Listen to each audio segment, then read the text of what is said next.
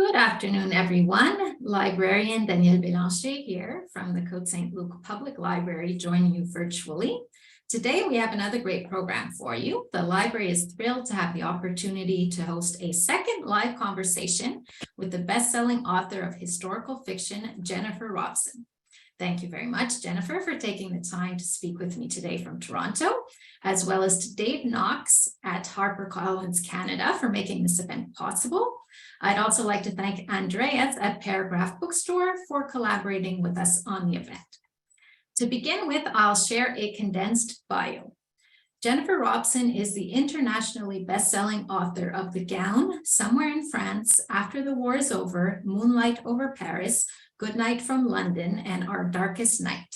She studied French literature and modern history as an undergraduate at King's University College at Western University, then attended St. Antony's College at the University of Oxford, where she obtained her doctorate in British Economic and Social History.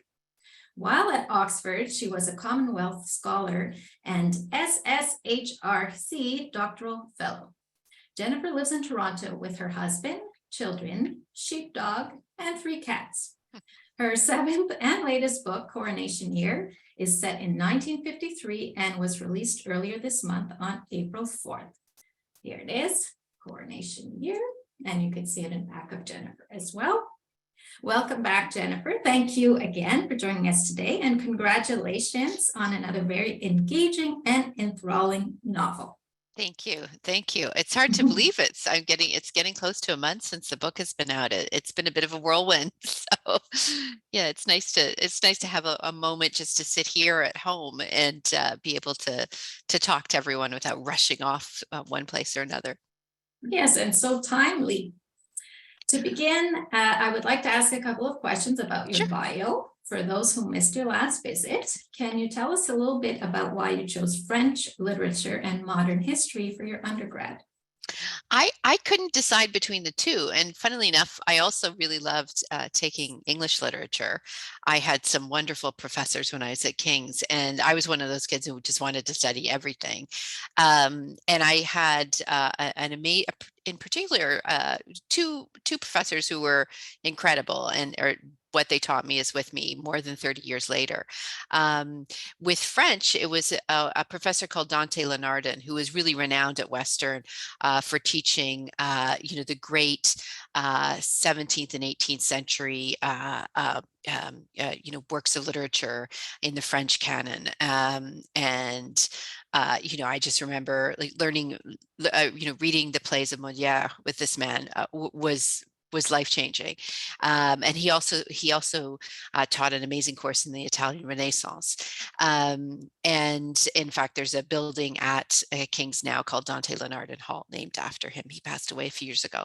And then the other professor who really changed my life was Paul Webb, who is very, very much still with us, only just retired. And I walked into first year history at King's thinking, I don't know, history, like my dad's making me take it because my father was a history professor, and I thought, okay, fine, I'll give it I liked history in high school, but I wasn't enthralled by it. It was always English that called to me, and I walked out of that first lecture going, yeah, I think I'm going to major in history.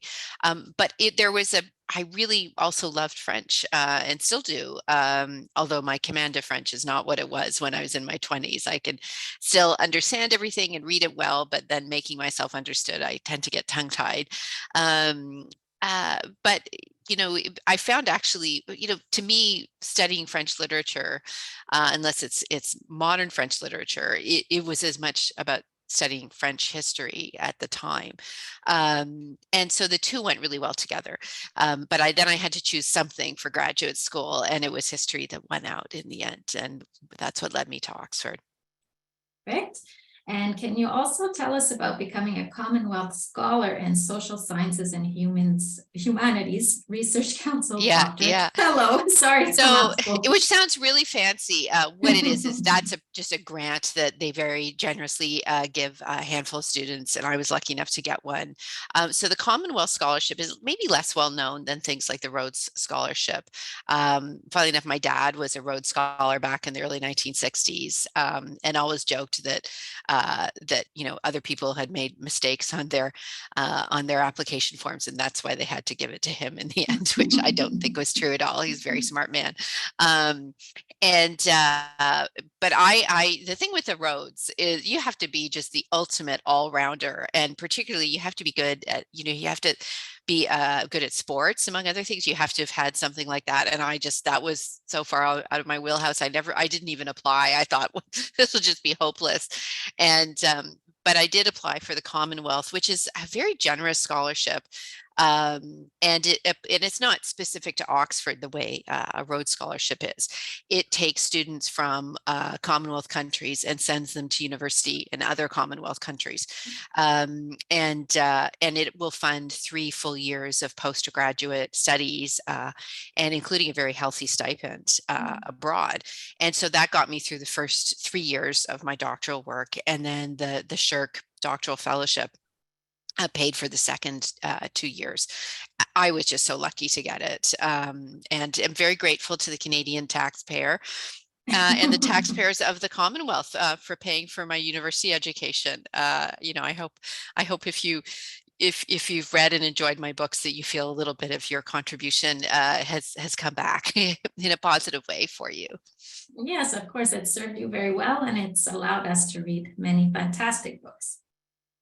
The settings for your novels up to this one, if I'm not mistaken, have been the First and Second World Wars. Mm-hmm. What drew you to write about post-war era England this time around? And did you, by any chance, have a premonition that the whole world would be anticipating the coronation of Elizabeth II's son, Prince Charles, just about a month after this novel was released? I did not. So, well, I'll address that first. I started work on this book, started the first stages of research in the summer of 2020. And because typically what happens, this is with most authors, even with people, my books come about 2 years apart. So there's not a ton of overlap, but there's still some overlap in that, right now, as I'm traveling to talk about Coronation Year, I'm also working on my next book. I'm in the early stages of that. And by that same token, when I was talking about Our Darkest Night, my previous book, I was working on this one. And so I knew the title to begin with, Coronation Year, and I knew it would be a novel set in 1953. And my aim was always to not to write a book about the Queen. And I can talk about that in a moment, but really my focus, it's not that she wasn't interesting or that her life wasn't interesting. It's just, I think it was very well covered ground. I didn't think there's anything I could add to the conversation about her as a person. I also and I've said this before when I talked about the gown, which also is adjacent to her story but not about Princess Elizabeth. I always felt a little uncomfortable at the idea of kind of trying to dig inside what her interior life might be. I didn't know what it was. I have no true notion of it, nor I think does really anyone else, with a small, her inner circle of close family members, and maybe a handful of people who knew her really well. Maybe people like, some, retainers who'd been with her forever. But I really don't think even, like, none of us really have a true idea of what made her tick. We can speculate, but we don't know, because she never spoke about it directly on the record. And, we have a good idea, for instance, of what makes Prince Harry tick. And I'm not going to, get into the weeds about that, but, he's laid bare with his memoir. This is the innermost kind of workings of his heart. So we can say reasonably, I have an idea of what goes on inside his head. With the queen, I couldn't know. And so that was one reason this book and the gown are not focused on the queen or anyone close to her. But it's also that I'm really interested in as a historian, my work centered on the lives of ordinary people and the middle class, working class people. And it remains my center of interest today. And I wanted to know what it was like to be alive in London in 1953. Also as a contrast to what we saw in The Gown, which was set in 1947. So it's really that immediate post-war period. Things are very grim. There's shortages everywhere. People are still reeling, like psychologically very, very afflicted by what they've lived through. And of course, this is the period where help as we know it today, which is not universally available, but you're much more likely, if you're struggling with your mental wellness, that there are avenues of help. In 1947, a handful of people might have been able to go to a psychiatrist. Just kind of modern, psychological help that we're used to being able to access was not available then. And so people were really struggling. And it's this period too where I think of people having been on their knees at the end of World War II. And this is the moment, this is that hardest moment where you're struggling just to get on your feet again. You're not even walking, you're just getting up on your feet. But by 1953, it's not a huge distance of time away, or really just 6 years. Life was better, not for everyone, not universally, but broadly speaking, it was better in Great Britain and across Europe. The post-war shortages had begun to lessen. The economies of Europe and Britain were starting to recover from just the ruinous state they'd been left in at the end of the war. And people were starting to feel hope again, I think, for the first time in a long time. With The Gown, the occasion of Princess Elizabeth's wedding was a real beacon for people, kind of lighting the way ahead.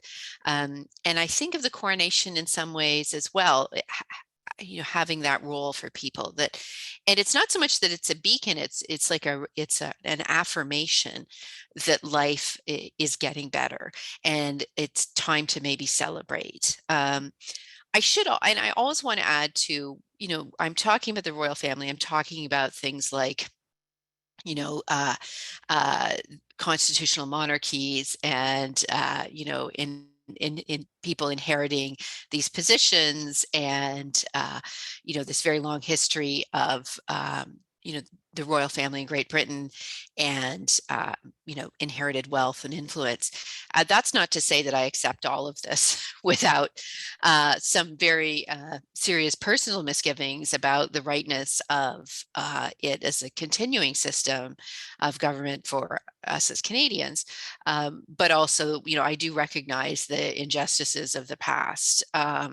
And certainly with one of my characters in the book, James Geddes, I try to address in however small a way the reality of 1953, which was that life was getting better, broadly speaking, but it was getting much better for a few, and it was not equally distributed, let's put it that way. Injustice, inequity was an inescapable fact of life in Britain then as it is now. So I'll share a synopsis of the plot for those listening in. It is Coronation Year 1953, and a new queen is about to be crowned. The people of London are in a mood to celebrate, none more so than the residents of the Blue Lion Hotel. Edie Howard, owner and operator of the Floundering Blue Lion, has found the miracle she needs. On Coronation Day, Queen Elizabeth II in her gold coach will pass by the hotel's front door, allowing Edie to charge a fortune for rooms and, barring disaster, save her beloved home from financial ruin. Edie's luck might just be turning, all thanks to a queen she's unlikely to ever meet. Stella Donati, a young Italian photographer and Holocaust survivor, has come to live at the Blue Lion while she takes up a coveted position at Picture Weekly magazine. London in celebration mode feels like a different world to her. As she learns the ins and outs of her new profession, Stella discovers a purpose and direction that honor her past and bring hope for her future. James Geddes, a war hero and gifted artist, has struggled to make his mark in a world that disdains his Indian ancestry. At the Blue Lion Hotel, though, he is made to feel welcome and worthy. Yet even as his friendship with Edie deepens, he begins to suspect that something is badly amiss at his new home. When anonymous threats focused on Coronation Day, the Blue Lion, and even the Queen herself disrupt their mood of happy optimism. Edie and her friends must race to uncover the truth, save their home, and expose those who seek to erase the joy and promise of Coronation Year. So as you can see, there's a little bit of everything for readers in this novel, including elements of friendship, mystery, art, romance, gender, race, and class. How did you go about tying in all of these elements together so flawlessly? Well, thank you. You know, there's a lot of, there's the first draft that no one ever gets to see, including my editor. And then there's a slightly more polished version of that I sent to her and my literary agent, which if it ever became public, I'd be completely mortified because it's a really hot mess at that stage. But I trust both Tessa, my editor, and Kevin, my literary agent, to be able to see past that. They've worked on way more books than I will ever work on, and to broadly speaking, see if I've got it right. And the tricky part is with with kind of a multi-voice narrative. So I have three voices threaded together, is to make sure that that the voices are sufficiently different so that Edie doesn't sound like Jamie and who doesn't sound like Stella. These are three very different people. And so I deliberately would, when I was working on their chapters, I would really have to sit and just let myself be immersed in their story and concentrating on thinking the way they would think and talking the way they would talk, if that makes any sense. And as I would write their chapters, I would go back and read the previous chapters I'd written and make sure everything was in line. And this is something I would do again and again as I was polishing the book.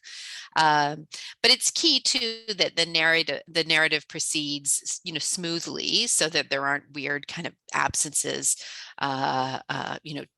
weird chunks of time going by with nothing happening, or that it's too compressed at one point and then too kind of loosey-goosey later on.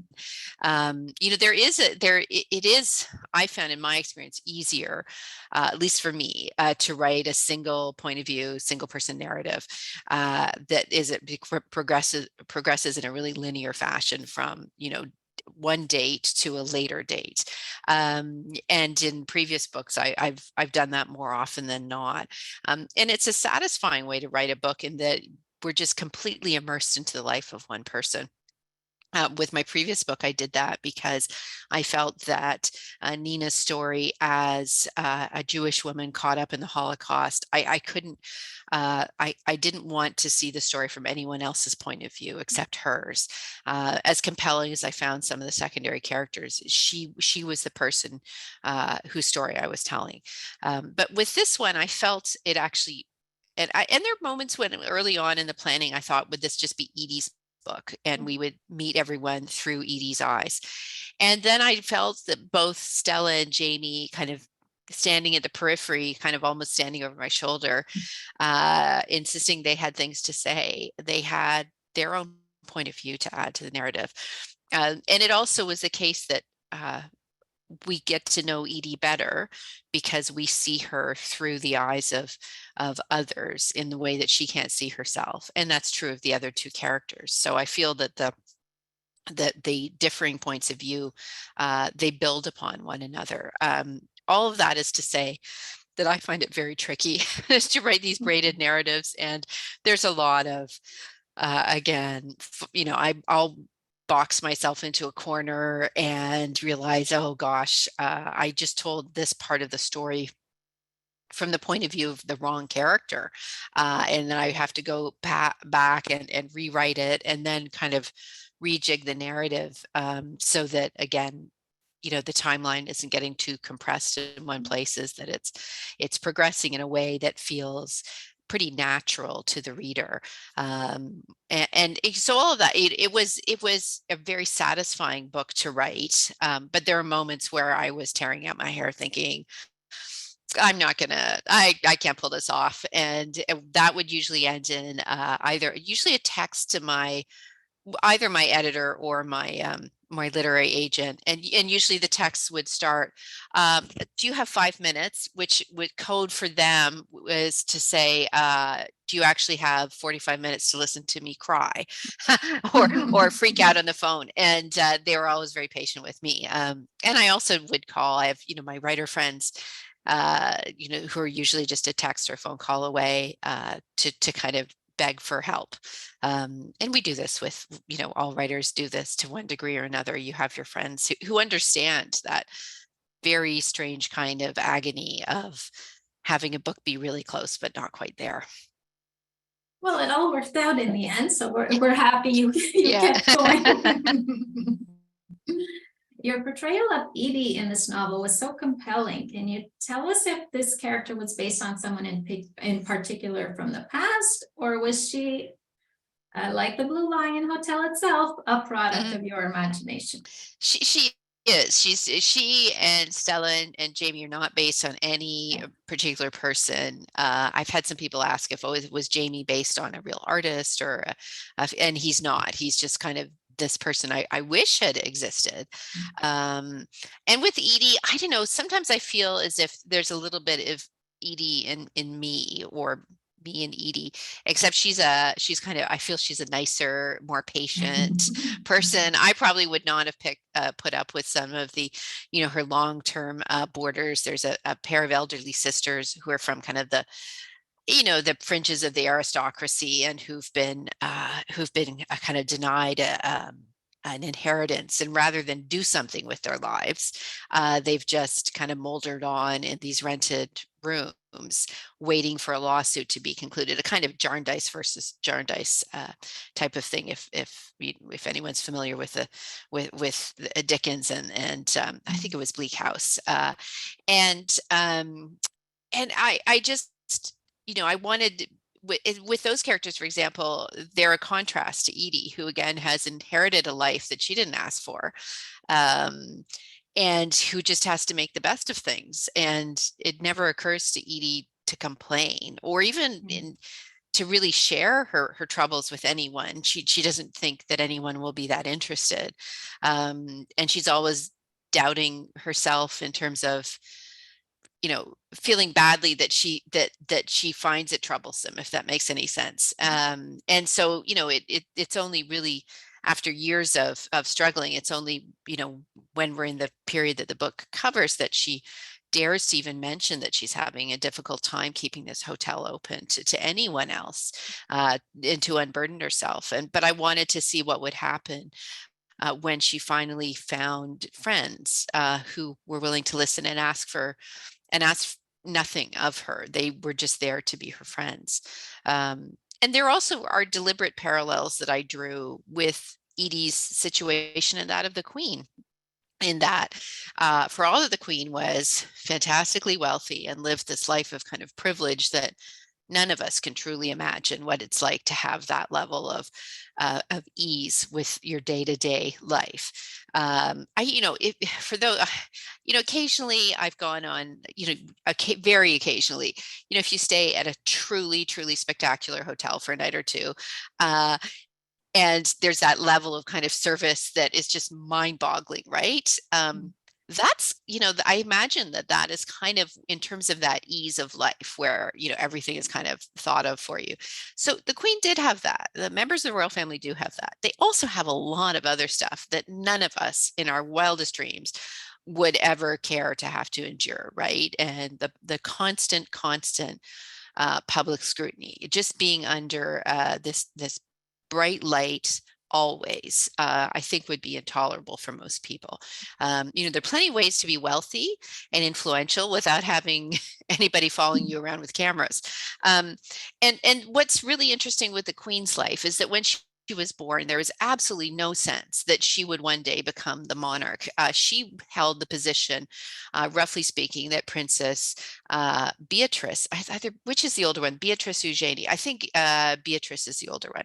So she was the eldest daughter of the second son of the monarch. Nobody nobody thought when she was born that she would become queen. Her uncle was still young. There was every possibility that he would marry and have children of his own. And as we all know, he did become king, but did not remain king for very long. He abdicated, and the job went to his brother, and that immediately made Elizabeth the heiress presumptive to the throne, age 10. And there's a famous story, I'm not sure whether it's true or not, but it feels true, where Princess Margaret turned to her when the girls were told what this entailed, that their father was going to become king, and that meant that Elizabeth would one day become queen. And her sister turned to her and said, "Poor you." And I kind of agree in the sense that, I mean, the queen never complained. There's no sign that she resented it. She accepted it as a duty that she was obligated to fulfill. But I think there's something kind of horrible for anyone being born into position and never having a chance to explore any other possibility for themselves. And that's effectively what has happened to Edie. She has been born solely to take on the job of running this historic family hotel. And in that, she's very solitary in that role, just as the queen had to be very solitary in her role. So obviously, it's not an exact parallel, but I like to think that Edie understood what it was like for the queen to have to take on these burdens more than, say, someone like I would, who I've been free to make my own choices in my life, the way that neither of these women ever were. I suspect we all have a favorite character in this novel. Whose story did you enjoy writing the most, and why? Oh man, I loved all three of these characters. I have to say the one that was exciting and also really intimidating to write was the character of James Geddes. It's been a while. In my first book, it was a dual kind of perspective narrative shared between the two central characters, one of whom is a trauma surgeon who's kind of struggling to keep it together on the Western Front. But since then, the books have uniquely been from the point of view of women, and I struggled a little bit thinking, first of all, gosh, it's been a while. I'm kind of rusty writing something from the point of view of a man. But then I thought, oh well, ultimately he's also a human. He's a person, and I'm not trying to figure out like the point of view of a Martian, right? He's a man and knowable. But he's also further to that are two things of which I have no direct experience whatsoever. So he is a war veteran struggling with some level of PTSD. He's a bomb disposal officer during the Second World War, and he is a hero by any stretch, any way you choose to interpret those words. And he's managed to carve out a life for himself in the post-war period, but not without a lot of difficulty. And he's also a person of color. And again, I cannot ever presume to know, nor would I presume to know what it is like to be a person of color in what is foundationally a racist society. And people kind of react to that in ways that aren't always positive. People don't want to admit that. But I think, I can tell you as an historian that yes, we do live in a society that was founded upon and continues to be predicated upon lines that are both implicitly and explicitly racist. And I just had this moment in the last few years thinking that I didn't feel that my books reflected the true experience of they were only reflecting the experience of a very small portion of people who are alive at a given time. And it didn't seem right to create this book and leave out or not even attempt to address these profound inequities and the really corrosive history that it's based upon. At the same time, as a white person who again has lived in the lap of luxury, relatively speaking, and has just I have entitlements that I'm not even aware of on every level.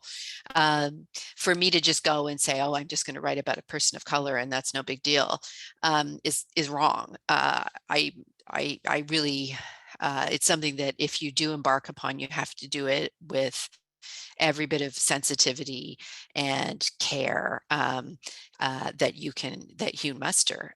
My approach to this was to talk to uh, quite a few people, but it was three close friends that I relied upon principally for their points of view.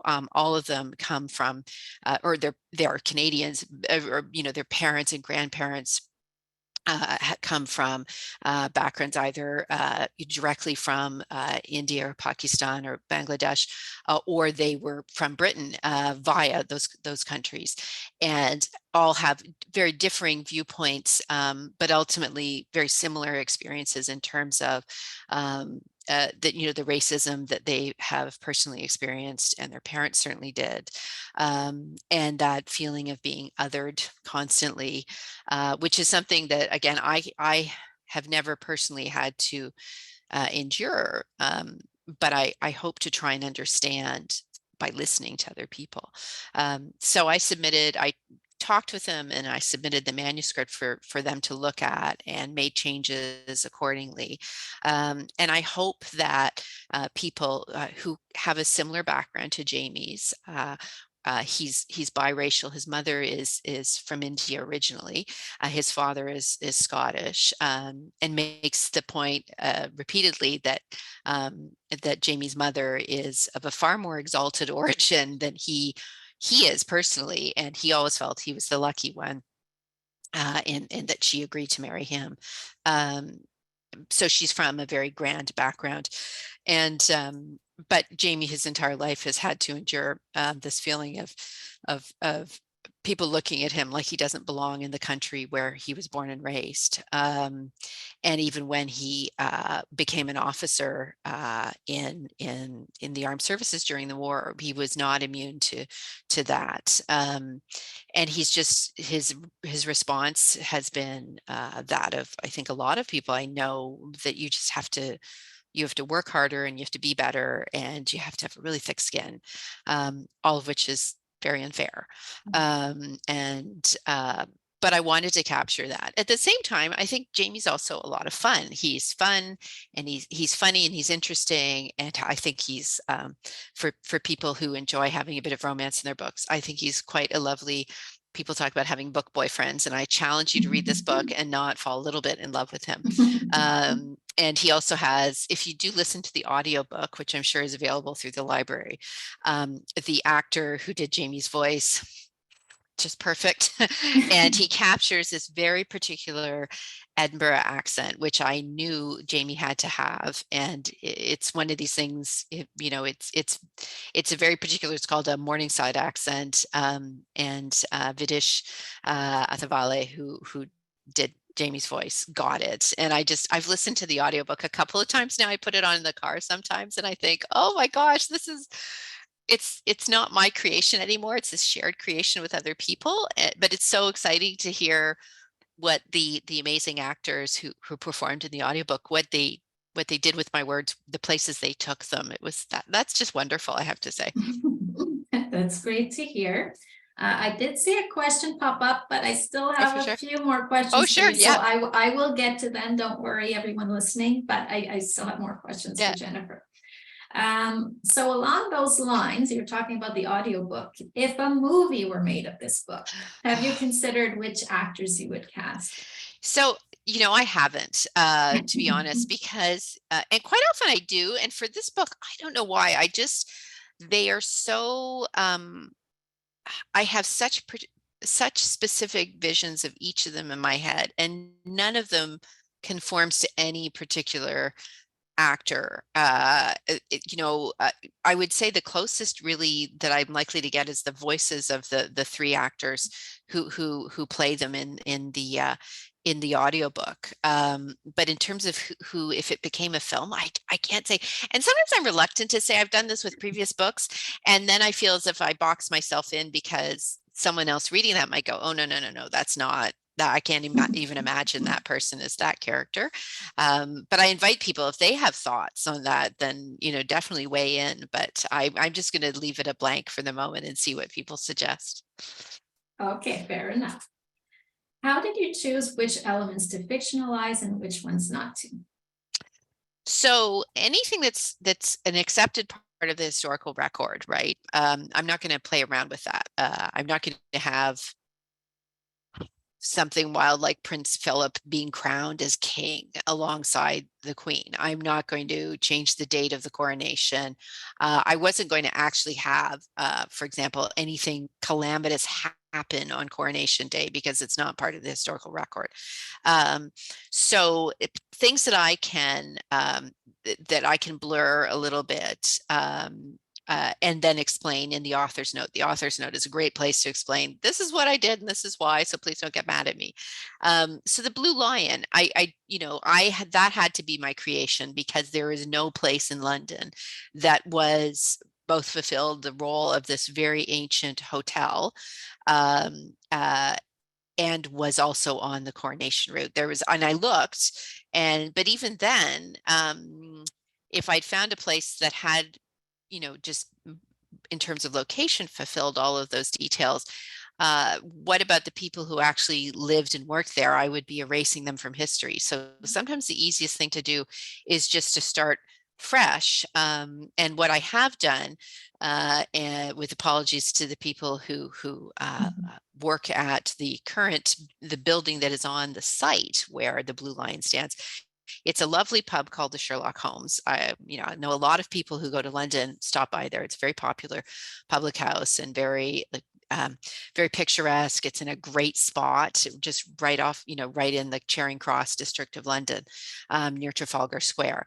But if you go there, you're not going to find the Blue Lion. And in fact, the building that stands there dates to the 1850s, whereas the Blue Lion has a kind of an exterior that looks very Victorian, but that's a facade. Underneath is a very, very ancient building.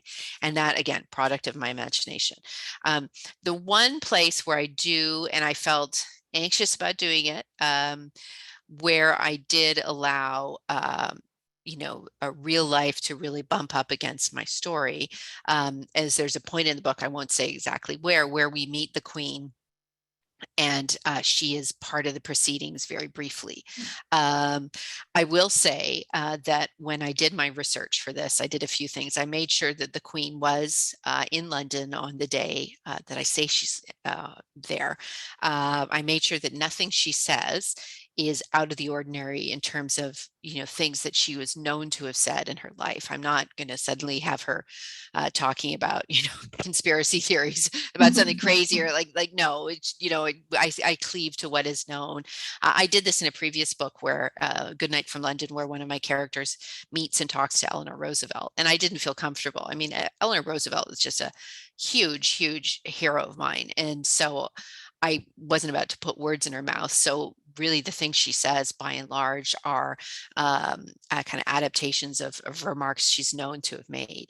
And I did the same here. And then I also, I talk about this with my friend Janie Chang quite a lot. This is a discussion we've had off and on, and we'll probably repeat it next weekend in Vancouver when we're appearing at an event together. It's not just that events that you describe are possible and that you've lined it all up and it works, right? Okay, the Queen could have been at this point in London that day. She's not known, for example, to have been in Australia that day. And it seems what she's saying, that works. But that's not enough. It also then has to be plausible. So I had to look at, is the Queen, in this moment, in this scene, is this true to what we know of her character, of the kind of things that she would do? And my feeling is that it is. And so that kind of cleared the way for me to insert her into the narrative. Like, would I have had her, I don't know, jumping out of her carriage the Gold State coach on Coronation Day to run after a bad guy and clock him over the head with her scepter. No, because it just didn't, it really, not only did it not happen, it's impossible that it could ever have happened. And so that's how I guide myself as I'm working on these stories. And I hope, as I said, I kind of fully answered earlier. I had started this book in 2020. I finished it. I handed in not the final draft, but I mean the first kind of completed, very polished draft in January 2022, and the book was finished in terms of all the edits by May. And then we had final versions that were actually being printed as the bound galleys, like the one you held up earlier. They were starting to be distributed late that summer. I think some as blue galleys and then later as the printed one. So it was done. There was nothing, I made no changes after the Queen passed away.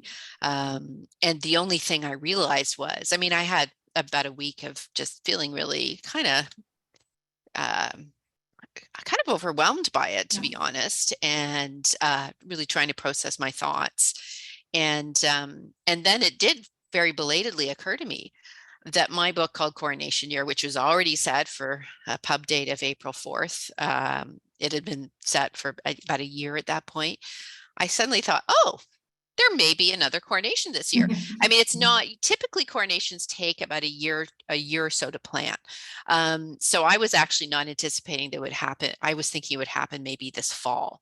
They tend to avoid, they're not going to have it in the depths of winter, and they're not going to have it in the height of summer. So really you have these months of kind of April, May, June, and then you might get September and October. And apart from that, but I did not think it would be taking place in May, to be honest. I was as taken aback as anyone. And so yeah, if it was not, there was no kind of cash grab to try and make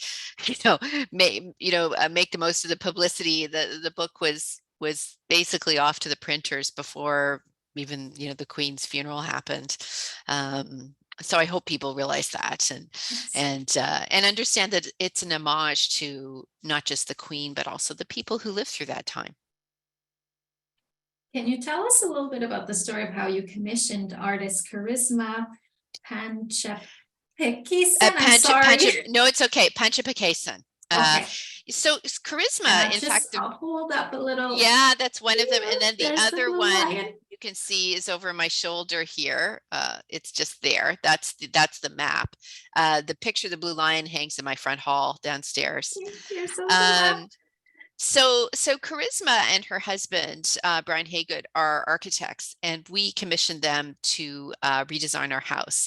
So in fact, the room I'm sitting in right now, I'm sitting under the gable, as I have this nice little chair. And so I'm sitting under the gable of my beautiful study that went from basically something the size of a closet, and I'm not exaggerating, to a big, beautiful room that's filled with windows. And it's kind of rainy here in Toronto today, but it's still really bright in this room. And I have a huge desk and I can just spread out all my stuff. And so, over the course of 2.5 years of their designing the space and are going back and forth, and then it was built last year.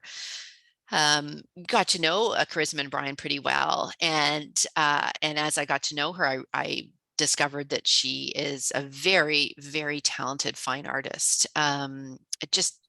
I just can't, I mean, people will say nice things about my writing, and I do truly appreciate that, but I'm just blown away by work that artists like Charisma can do. It just seems inconceivable to me that you can take a pencil and draw something just as ornate as this, or the picture of the blue lion.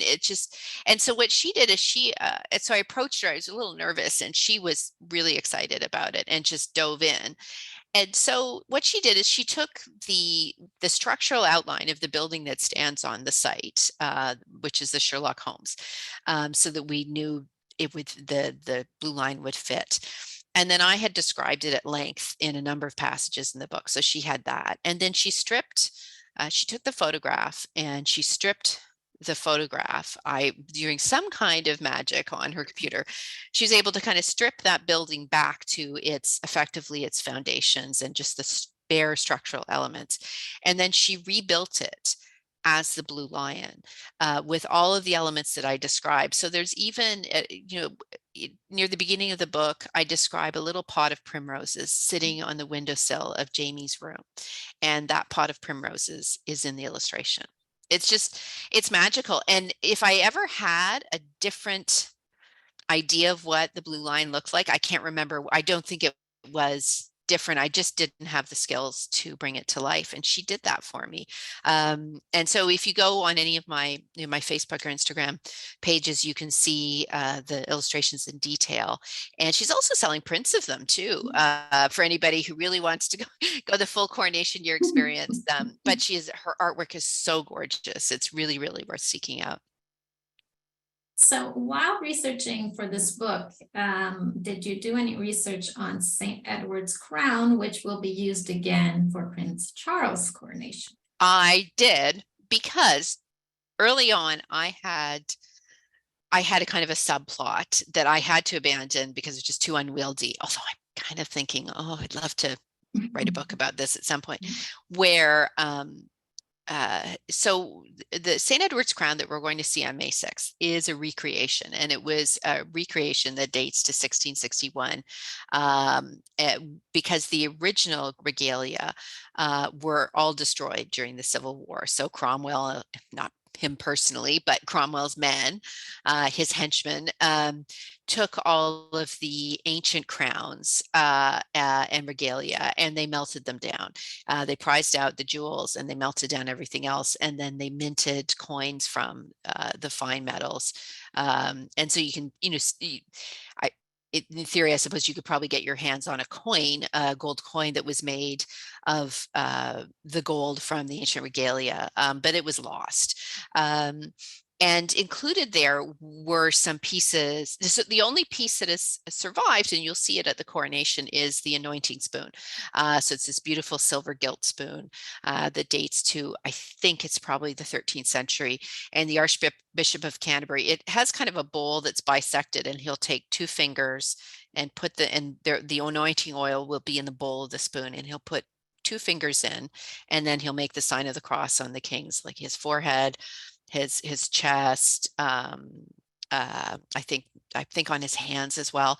That's the only piece of the truly ancient stuff. But it was thought that the original St. Edward's crown was the crown that was used by St. Edward the Confessor, and that would have been in the, kind of the first third of the 11th century, so 1,000 years old. Whether or not it was the actual original St. Edward's crown, we can't now know. I did a deep dive into the royal regalia. If I pivoted over here, you'd see there are books and books about the crowns of England, the regalia, blah, blah, blah. And at one point I had this thought that I would have a subplot involving what was thought to be the lost crown of Alfred the Great, because there's one royal inventory of just before the Civil War that mentions King Alfred's crown. It's now thought that probably just a mistake. A clerk was a little bit tired and wrote down Alfred instead of Edward. But it made me think, what if there was King Alfred's crown, like a crown dating to, somewhere in the middle of the 9th century. So 840, 850, something like that. What if that somehow had survived? It would be very much simpler piece, although the Saxon goldsmiths were very advanced, but it would have looked very different. But what if it had survived? And what if somehow it ends up buried in the cellar of the Blue Lion? So that was my first one. And then I realized the farther I got in, I thought that's almost like a whole different book. And I think it takes away from the character studies and the other things. So unfortunately, the lost crown had to be removed. But it really, and I encourage people, if you're watching the coronation, it's really just a week and a bit. Again, setting aside personal feelings we may all have about, monarchies and so on. What I find really interesting, and I've written a piece for the Globe and Mail that will appear this coming weekend in the paper.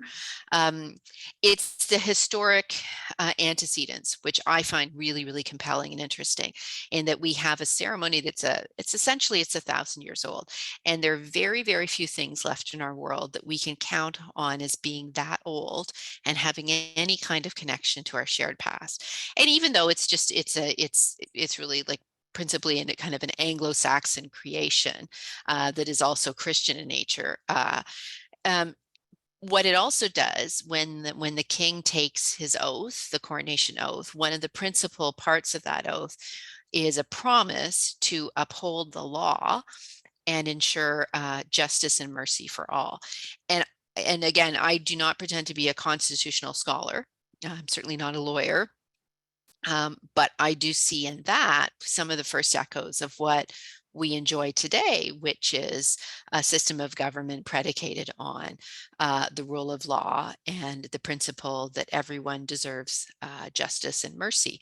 And the kings that followed, this is King Edgar back in 973.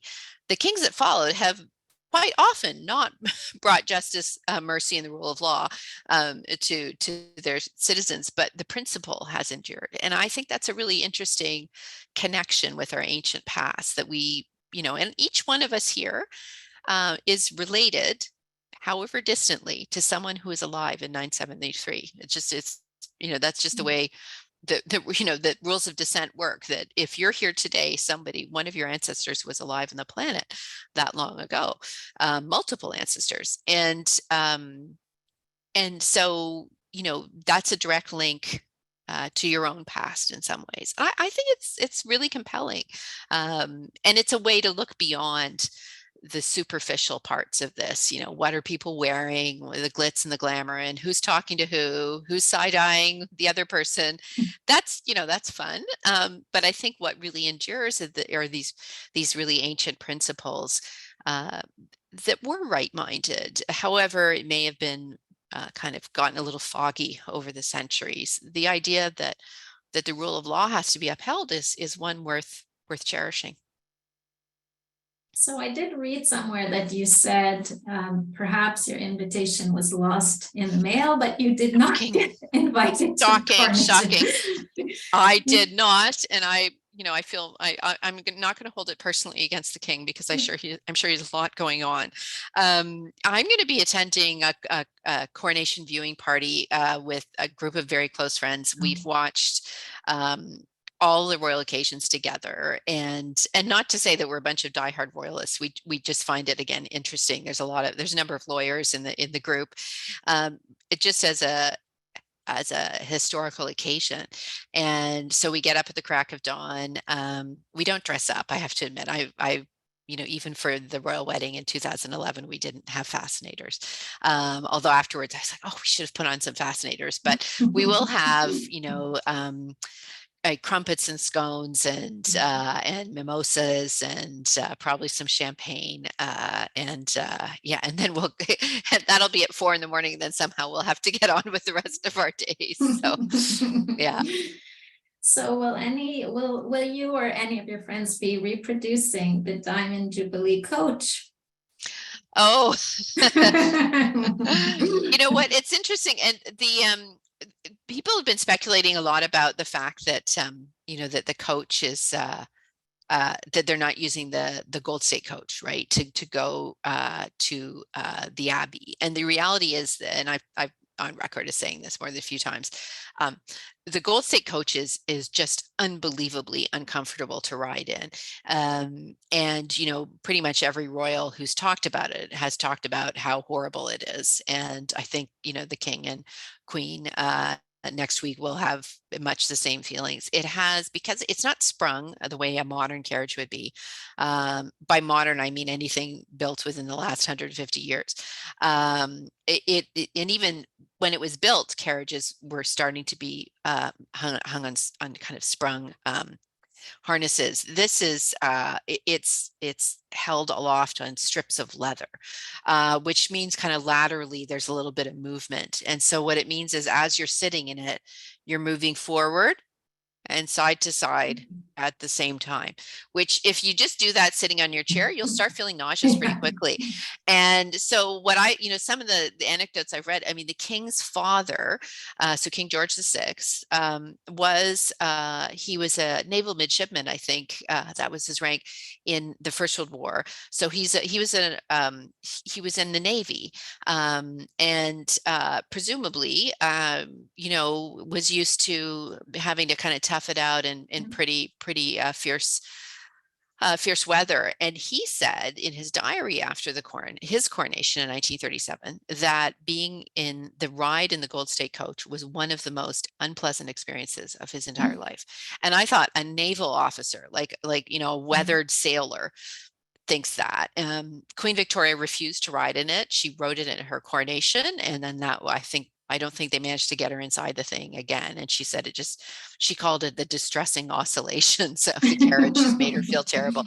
So I think that's the reason. It also is like a slightly more slimmed down, more modest, in line with kind of the austerity measures that are happening in Britain. So I think it makes sense for them to go to the Abbey in this modern coach that is sprung nicely, has air conditioning, so that everyone's feeling very, fresh as a daisy when they get there. Bearing in mind also, both of them are like 50 years older than the Queen was when she was, or close to when she was crowned. And it's a long and pretty arduous ceremony. I mean, they've cut it by 2/3, but it's still a very long and very intense ceremony. So I think it's good. They'll arrive and feel ready to go, and then they just have to endure the horrible ride home in a much shorter procession too. Again, in line with austerity measures. It's one of these things. It costs a lot of money. The longer route is, the costs of having it, they rise exponentially in terms of security and having people to kind of um, stand by the side. You can't just have civilians, as it were. You have to have police officers or soldiers to do it, and that costs a lot of money. So that's why I think they're keeping it kind of a swift zip back up Whitehall, down the Mall, and but there's still plenty of room for people to see them go by if they want to. It's just not going by the Blue Lion, very unfortunately. So I did come across, and this is the last thing I'll share before turning it over to questions, but I did come across a funny article stating that in 1953, at this coronation that you talk about in your book, Prince Charles got his paws on the crown, and everyone was worried he may drop it. Did you come across this article? I hadn't seen that. There's, what, so Princess Anne wasn't at the coronation itself. She was too little. She was just a toddler. And Prince Charles, who was, I think, 4, he would have been like 4.5. So you see, he was brought up for part of the coronation, and you can see him kind of trying to be so good, right? And just sitting there and kind of like, when the little ones are like, and but one lovely thing, and I mentioned this in an interview I gave with Sarah Lang from the Star earlier this week, the Toronto Star. There's some pictures, and I think they're accessible through the National Portrait Gallery in the UK. Cecil Beaton took them, and they're not part of the official coronation portraits. There's some just candid family photographs he took kind of later in the day, and it's the Queen Mum with the 2 royal children, who at this stage, I think we're talking, it's probably like the late afternoon, early evening when these pictures were taken, were starting to unravel, as any normal little kids would do, right? So just imagine Prince Louis, where he's going to be next week. I have to admit, I am waiting to see if he's a complete rascal, and I just love that about that little guy. But the 2 of them, you could see, were getting into like very rascally moments, and the look on the Queen Mom's face, it's so lovely, because she was always so dignified, and she's keeping it together, but she has that, she's holding them, and then you see like she's holding Prince Charles, and they were trying to do a picture together. Oh, let's look at the camera. And then you see kind of in front, in the foreground, you see a blur, and you realize it's Princess Anne running by, right? And the kids were just starting to go nuts. And I thought that was very lovely. I have to find see if I can find a link to them on the National Portrait Gallery, so that I can put them up so people can see. But yeah, he was a pretty, for 4 years old, he did very well. And I suspect, I mean, I'm sure the royal children, I'm sure George and Charlotte will be impeccably behaved. And I do not think they're going to have little Louis at the coronation itself, because that's just, it's too much to put on a little guy who's just 5. And I suspect, they may just have him out for like the last 3 minutes, and then he may get to then go in the carriage with his brother and sister, which would probably be plenty exciting, and then be on the balcony. Although I have to say, the balcony is low, right? When you're standing, it's not much above waist height. And I always personally have this fear that one of those kids is just going to jump up. And I mean, it's not radically high above the ground, but nonetheless, I always feel as if I just want to have a little, one of those little the little training things, the little, they called them leading strings when children in the Victorian period, but just want to have a little something attached to the back of his belt just to stop him from maybe or jumping. some little nets. Yeah, exactly. Little Nets. nets, or yeah. Or a little bit of netting below in case anybody topples. So far, no one is on record as having fallen off that balcony. So I think we're safe for next week. Great. Thank you so much, Jennifer. Let You're me very just welcome. move on to the questions. I know everyone who hasn't read the book yet will love it, as I did, because it's fabulous. So this question is from Julie Huff. Hello, Miss Robinson. Thank you, Robson, sorry. Thank you for taking the time to speak with us today. Like you, I am an SSHRC holder and completed both a Master's of History and a Master's of English at McMaster University. I have 2 questions. So the first question, how did you develop Jamie's character when his background is so different from your own? Mm-hmm. Of course, fiction itself means that you're imagining any character, but a Scottish man of partial Indian descent living in 1953 is far different. His story includes that of race and PTSD. What kind of research did you perform in order to create his character? So in addition to speaking with friends, right, who are contemporary people, right, they have no personal knowledge of living in the 50s. One of those friends, her parents, she's my age, but she's like the youngest of all the kids. And her parents were actually married in, I think, either 1947 or 53. I think it was 53. And her father was Indian and her mom was Welsh, and they got married in Wales. And the newspaper article in the local town where they're living, I can't remember where exactly in Wales it was. It wasn't Cardiff. I think it was farther north. And that newspaper article is every bit as racist as one would imagine that newspaper. And I'm not going to repeat any of the language, but some of it was like, really? And I think it was some kind of 9 days wonder that, her mom married this, foreigner who was, her father was a very accomplished man. And that was kind of, it was unsurprising to her that would have happened. But, so I couldn't just take it from the point of view of my friends. Like, that was very helpful in terms of informing me as I started out. And then also as when I was polishing the manuscript, just to see if I had inadvertently said something, missed something that was important. In terms of researching Jamie's personal experiences, so there's kind of 2 fields. First, there were his experiences as a bomb disposal officer in the World War II, and there's no end of memoirs and oral histories. And you just go to the Imperial War Museum, their oral history database is incredible. And there's many, I wouldn't say many, but there's a good number of memoirs of people who were bomb disposal officers to rely upon in terms of what was that like.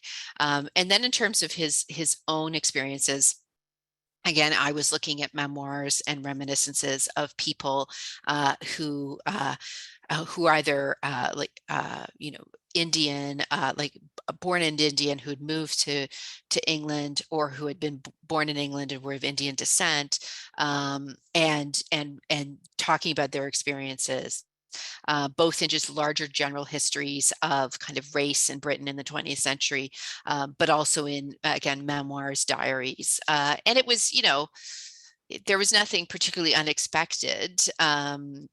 it wasn't unexpected. It was affirming for me to realize that my suspicion had been correct, or my assumption had been correct, and that Britain was, contrary to what right-wing politicians would have you believe, Britain was then quite a diverse place.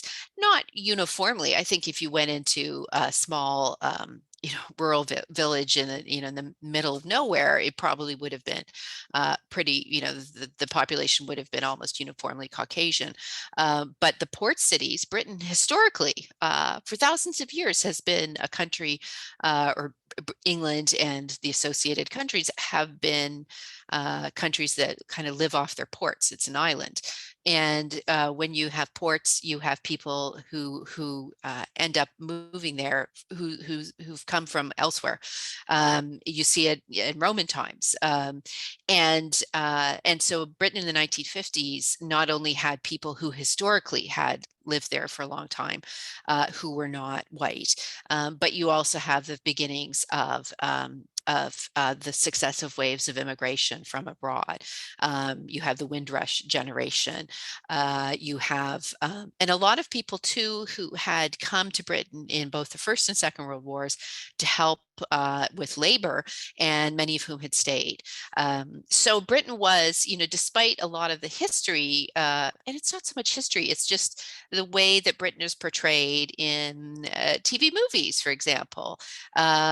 You'll see just uniformly white people everywhere you look in a lot of these movies, and that wasn't always the case. And people's memories are a little selective, and I'm guilty of this myself in my previous books, and perhaps not acknowledging that Britain was a more diverse place than a lot of people remember. And I'm hoping I can kind of put some of that to rights. And this is the first step, by including Jamie in this narrative where I feel he belongs. So I'll go back in a second to Julie Huff's second question, but in the meantime, one of our regulars, Esther Chilag, said racist attitudes was very common in Britain, as I shockingly learned from the book Small Island by Andrea Levy. So Yeah, I'll go back. I was going to say, I that. was horrified. I shouldn't have been, but this is, I was young when I first went to Britain for lengths of time in my late teens, early 20s, when I was a university student, and then a graduate student. I was astonished and horrified by how, and I'm not saying, by the way, that British people across the, just uniformly are racist people. That is not the case at all. But I was astonished by how overt some people, a minority, but some people were with their racism, using language that I would never dream. Even back in the 80s and 90s, I would never have dreamed of saying any of these words out loud. And they were said publicly, and not, people were kind of not objecting to it. And I made myself pretty unpopular sometimes by saying that's not a word you can use. You just can't use that word. And they would be surprised that I would be challenging them on it. And but it is, I think in Canada, we are far from perfect here. Boy, do we have a lot to work on. But I think generally speaking, as a society, we have a greater, it's not perfect, but generally speaking, our comfort level is a bit higher with the idea of our being a country that embraces diversity. And in Britain, I think that's something they're still working on. Again, this is a generalization. This is not, I'm not trying to tar everyone with the same brush, but. So I will go back to Julie Huff's second question. Aside from Coronation Year, you mentioned that you studied the Italian Renaissance at the Academy. Similarly, I wrote my thesis on the Renaissance and wonder if you plan on delving into that setting and time for a future book. Oh, no. Not that I find it, I'll be straightforward. Not that I would find it fascinating, but kind of to me, I'm very likely to always stay in what I consider my wheelhouse, as it were. which is the history of Britain and kind of Western Europe in the 20th century. The farthest I've gone afield, or the farthest I've strayed from that has been my previous book, Our Darkest Night, which is set in northern Italy in the later years of World War II. And that I only felt comfortable doing because I had the support and a kind of all of the how should I put it? My husband and his family were enormously helpful in terms of kind of helping me fill in the gaps of the history there. Also, I don't speak Italian. I mean, I speak French imperfectly, but my Italian is confined to the dialect that I know from my late parents-in-law, and I don't read Italian very well. So it's tricky for me to do research. I had to rely on my husband and his sister and his cousins quite a lot in terms of translating things. And that being said, I mean, I would love to write something else set in Italy. It's just a case of finding books that finding subjects not only that call to me, but that, and I'll be honest about it, that my publisher finds acceptable as a subject and marketable. It's just a hard reality that I have to make a living with the books I write. And as much as I would love to do, I find like early Georgian Britain really interesting. But nobody is waiting for me to write the next great history of Britain in the 1740s. I'll tell you, it's just not going to happen. Even tremendously famous authors are somewhat constrained by what we can write about based on what is considered marketable. And you can push the boundaries, but it's not always that easy. So I noticed that as you're touring this fabulous book, you have a few events, some coming up, some past already, where there's a high tea involved. Can you tell us about that? Yeah, so that is my wonderful team at HarperCollins Canada, and you mentioned Dave earlier, who's my publicist, and there's just a number of people in the marketing and publicity departments who are just super smart in terms of just having these fabulous ideas. And I think it was probably 4 or 5 years ago when we did our first high tea, and that would have been myself and Kate Quinn. I think it was just myself and Kate Quinn. And I think we did that in Toronto. And then we did another one in Ottawa, and they were, they sold out really quickly. And then in the last few years, there have been more high teas in Toronto and Vancouver. I would love to take them across the country. And I am doing one in Vancouver that is also sold out. But I believe there will be some more, just if people are listening, there'll be some more this fall, and there may possibly be a high tea in in Ottawa. I can't say who the authors are. I won't be one of the authors, but they're fabulous authors, and it's worth keeping your eye on HarperCollins's social media pages, because they will announce them, and when they announce the tickets going on sale, just buy them right away. Don't even just check, just buy them, because I think one of the teas that Kate and I did a few years ago sold out in 11 minutes. And I was so mortified. My sister couldn't even get a ticket. I felt so bad. Oh my God. But they're fun. And I've done some others that are not, through HarperCollins. But I will say the team at HarperCollins, they just put on the most, and they're so organized, and and then we feel like rock stars. I feel like a rock star, and then I get home, and then my kids remind me that I'm not a rock star, and everything goes back to normal. Well, that's great. Thank you so much, Jennifer, on the release of Coronation Year, and the fact that it's already best-selling. That's fabulous. Very nice surprise. Yes. And we all enjoyed speaking to you, and look forward to your next book. Thank you so much. Have a good rest Thanks, of the day. everyone. Bye-bye. Bye-bye.